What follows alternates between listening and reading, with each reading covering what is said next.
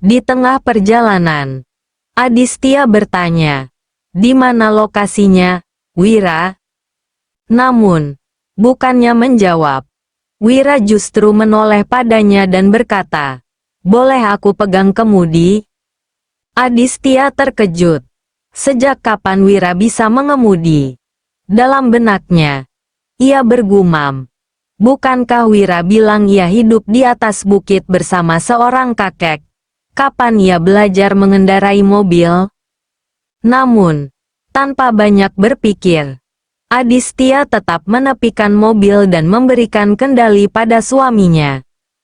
Ketika Wira duduk di balik kemudi, Aditya melirik tangannya yang kini menyentuh persneling. Tiba-tiba, GRUUNG. Tanpa ragu, Wira langsung memasukkan gigi dua dan menginjak pedal gas dalam-dalam. Sedan hitam itu melesat bak anak panah yang lepas dari busurnya, menembus gelapnya malam dengan kecepatan tinggi. "Hati-hati, Wira!" seru Aditya, cemas melihat angka di speedometer yang terus naik. Namun Wira tetap menekan gas. Hingga akhirnya angka di speedometer menunjukkan 120 km per jam. Setelah melaju dengan kecepatan tinggi, akhirnya sedan hitam itu berhenti di sebuah tempat terpencil. Malam semakin larut ketika sedan hitam itu berhenti di depan sebuah rumah megah di tengah tempat terpencil. Cahaya bulan samar-samar menerangi pagar beton setinggi 8 meter yang mengelilingi bangunan berlantai 2 itu. Gerbang baja besar perlahan terbuka secara otomatis, memperlihatkan halaman luas yang dihiasi dengan beberapa tumbuhan baru yang tertata di titik-titik tertentu. Di sudut kiri, kolam ikan koi berkilauan diterpa cahaya lampu taman, memberikan kesan elegan sekaligus misterius. Aditya turun dari mobil dengan mata berbinar, menatap kagum rumah yang berdiri bak istana dari era dinasti kuno. "Wira, tempat ini luar biasa," gumamnya lirih, nyaris tak percaya. Namun, sebelum mereka sempat melangkah lebih jauh, suara langkah kaki yang serempak menggema di udara malam. Dari bayang-bayang gelap di depan rumah, 100 pria berbaju hitam muncul dengan gerakan disiplin. Mereka berdiri dalam formasi sempurna. Tubuh mereka tegap dan penuh kewaspadaan. Lalu, seolah menggetarkan malam yang sunyi, mereka berseru serempak, "Kami dari perguruan naga emas siap diperintah. Tuan Wira, kami bersumpah setia dan siap mempertaruhkan nyawa demi keselamatan Tuan Wira dan Nyonya Aditya." Suara mereka menggema begitu kuat hingga membuat Aditya bergidik. Matanya menatap Wira dengan kebingungan. Kapan Wira memiliki pasukan sebanyak ini? Wira melangkah maju, menatap para pengawal itu dengan tajam. "Siapa yang memerintahkan kalian untuk berada di sini?" tanyanya dingin. Salah satu dari mereka maju, membungkukkan badan dengan hormat. "Maaf, Tuan. Kami diperintahkan oleh Tuan Windu untuk memastikan keselamatan Anda dan Nyonya." Tuan Windu juga mengatakan, "Jika jumlah kami kurang, beliau siap mendatangkan pengawal tambahan berapapun yang Tuan butuhkan." Wira terdiam sejenak, lalu tersenyum kecil. "Tidak perlu. Ini sudah cukup," ucapnya akhirnya.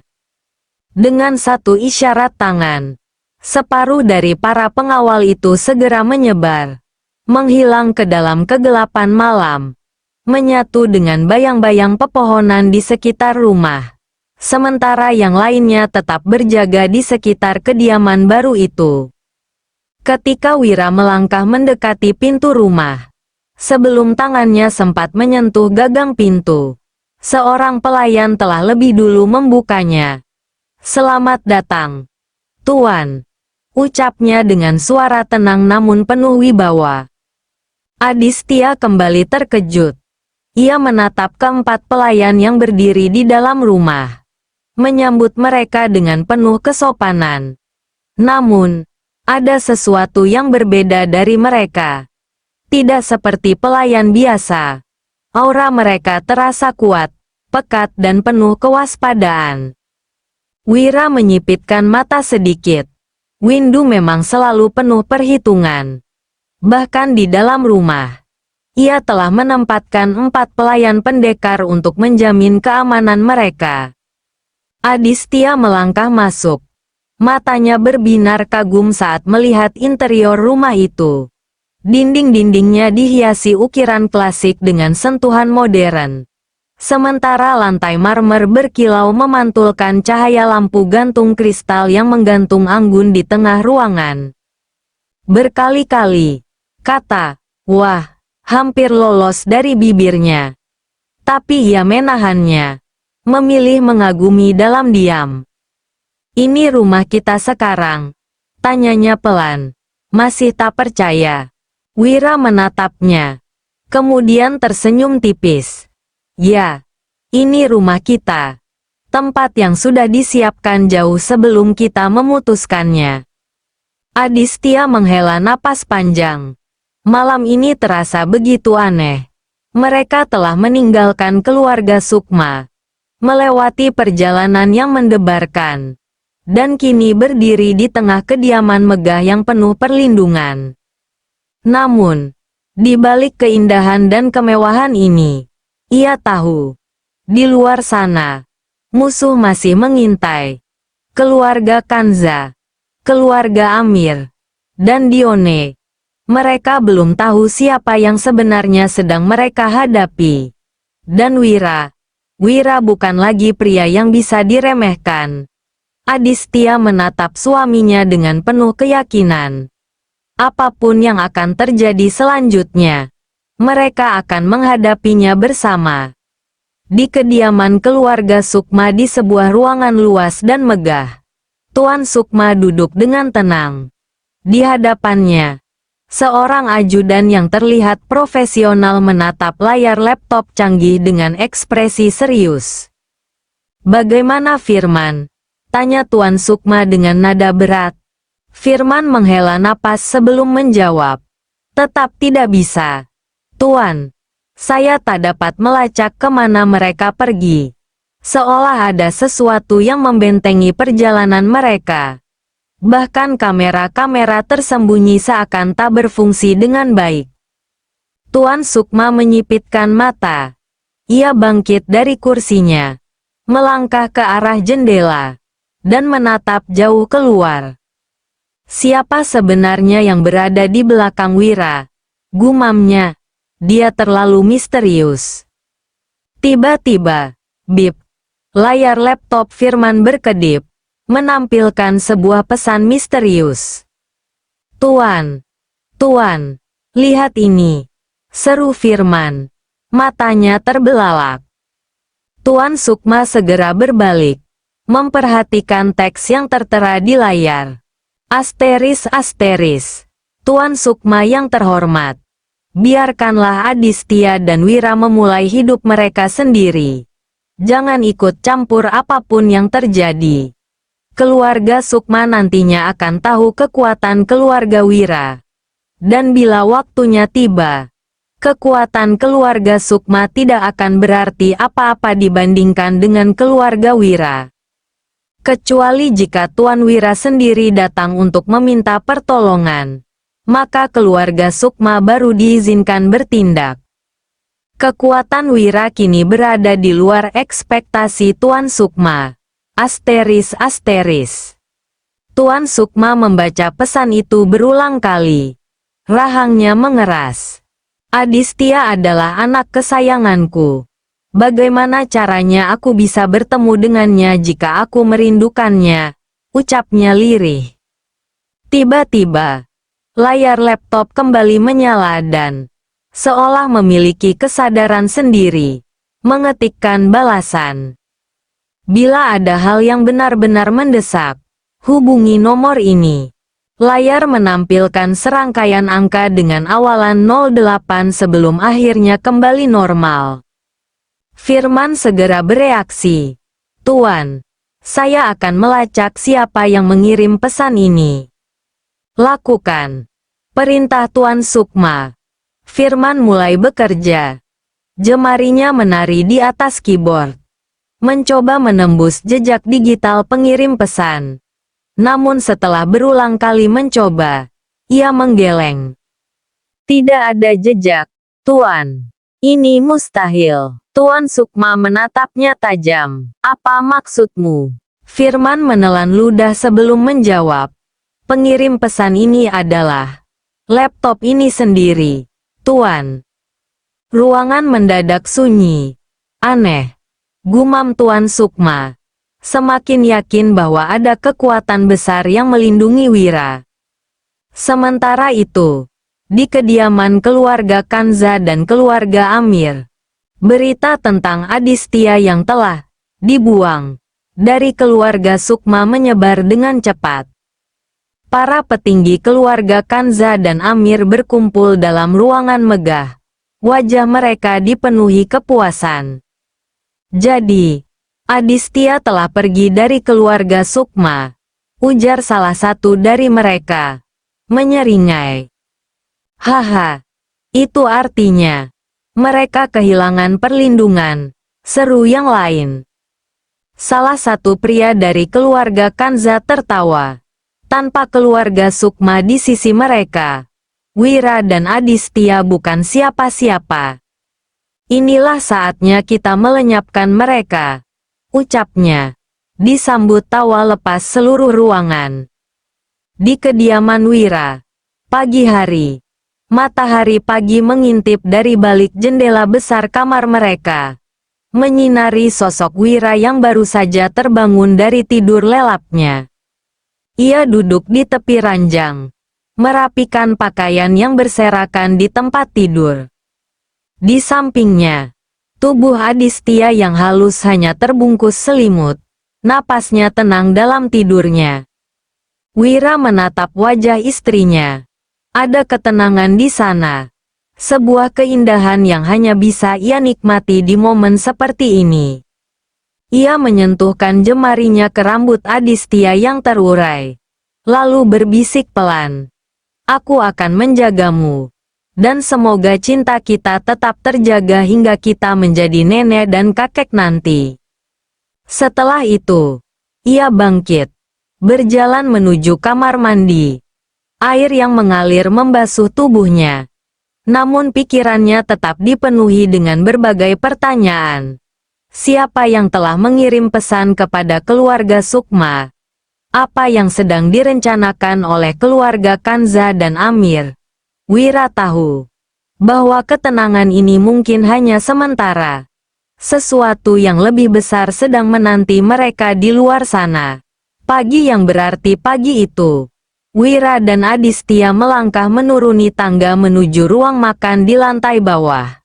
Aroma masakan yang menggoda langsung menyambut mereka, menggugah selera yang tertahan sejak semalam. Adistia menggigit bibirnya.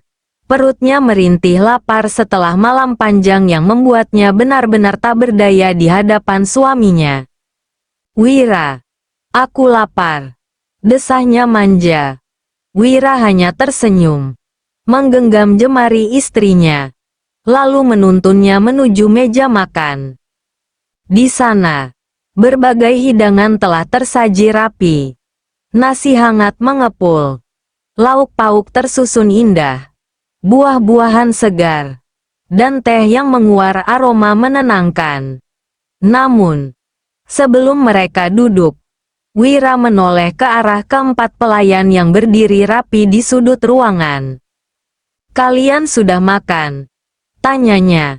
Salah satu pelayan, seorang pria berusia sekitar 40 tahun, menundukkan kepala dengan hormat. Silakan Tuan dan Nyonya makan lebih dahulu. Kami akan menyusul setelahnya. Wira tersenyum tipis. Tidak. Ayo kita makan bersama. Keempat pelayan itu saling pandang. Ragu. Tapi Tuan, salah satu dari mereka mencoba berucap. Namun Adistia segera menimpali dengan lembut. Tak ada tapi-tapian. Ini perintah. Suasana sejenak hening. Kemudian, perlahan, mereka mengangguk. Baik, Tuan, Nyonya. Akhirnya, mereka berenam duduk dalam satu meja, menikmati hidangan tanpa sekat. Wira memang bukan tipe yang memandang status sosial. Baginya, mereka adalah keluarga. Wajah para pelayan berbinar bahagia. Bekerja untuk pasangan ini terasa berbeda. Mereka diperlakukan dengan hormat dan dihargai layaknya manusia seutuhnya. Setelah sarapan selesai, Aditya meletakkan sendok dan menatap suaminya. Wira, aku ingin punya kesibukan, ucapnya tiba-tiba. Wira menatapnya dalam, lalu tersenyum kecil. Kau ingin terjun ke bisnis apa? Mata Aditya berbinar penuh semangat. Aku ingin berdiri di bidang teknologi. Tanpa banyak tanya, Wira segera mengeluarkan ponselnya dan menghubungi Windu, salah satu orang kepercayaannya. Tak butuh waktu lama, balasan pun datang. Di sebelah timur ada gedung berlantai 6, tapi saat ini sedang dalam perbaikan. Namun, Windu tidak hanya memberi informasi tentang gedung. Ia juga melaporkan sesuatu yang lebih menarik. Tadi malam, keluarga Sukma berusaha melacak keberadaanmu. Aku sudah menghalangi mereka. Sekarang mereka tak tahu kemana kau dan Aditya pergi. Aku juga memperingatkan mereka untuk tidak ikut campur dalam urusanmu. Wira membaca pesan itu dengan tatapan tajam, lalu tersenyum puas. Dan itu belum semuanya. Satu lagi. Wira, keluarga Sukma sengaja menyebarkan kabar bahwa Aditya telah keluar dari keluarga mereka. Tujuan mereka jelas. Memancing keluarga Kanza dan Amir agar berpikir kau kini lemah. Mereka ingin keluarga Kanza dan Amir menyerangmu. Agar mereka sendiri bisa memberi pelajaran kepada dua keluarga sombong itu. Pada akhirnya, mereka ingin semua orang tahu siapa yang sebenarnya mereka hadapi. Dan bahwa kekuatanmu bukan sesuatu yang bisa diremehkan. Wira menutup ponselnya. Senyumnya melebar. Matanya bersinar penuh keyakinan. Haha, biarkan mereka datang. Desisnya. Aditya menatap suaminya dengan ekspresi sedikit khawatir. Tapi juga penuh kekaguman. Ia tahu, Wira bukan pria biasa. Dengan penuh semangat, mereka pun bersiap berangkat menuju gedung yang disebutkan oleh Windu. Wira ingin memastikan istrinya mendapatkan tempat terbaik. Ruang yang nyaman untuk mewujudkan mimpinya di dunia teknologi. Matahari pagi bersinar cerah. Mengiringi langkah mereka menuju masa depan yang lebih besar. Bukan hanya sebagai pasangan, tapi sebagai dua kekuatan yang perlahan bangkit di dunia yang penuh intrik dan permainan kekuasaan.